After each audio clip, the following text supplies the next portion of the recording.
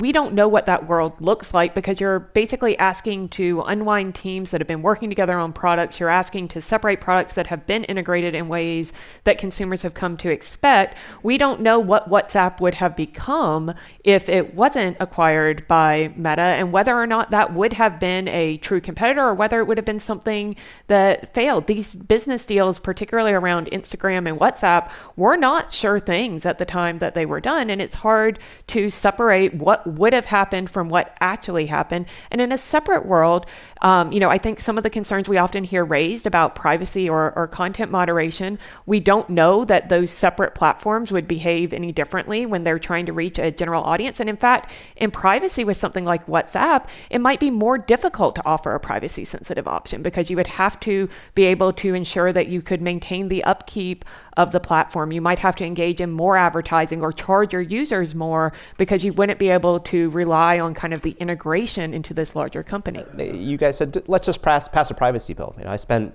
7 years working in the Senate, spent 3 years working in the White House. Throughout that entire time, we tried to pass a bipartisan comprehensive privacy bill.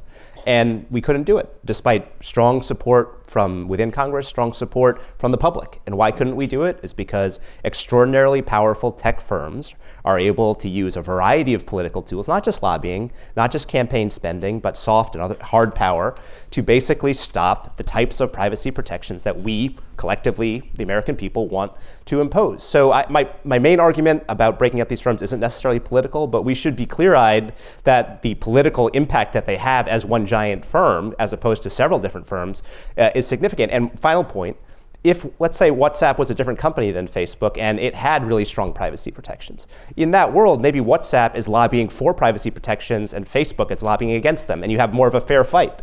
By consolidating all of it under one umbrella, that's how you get the concentrated lobbying power that makes it harder to pass some of these regulations.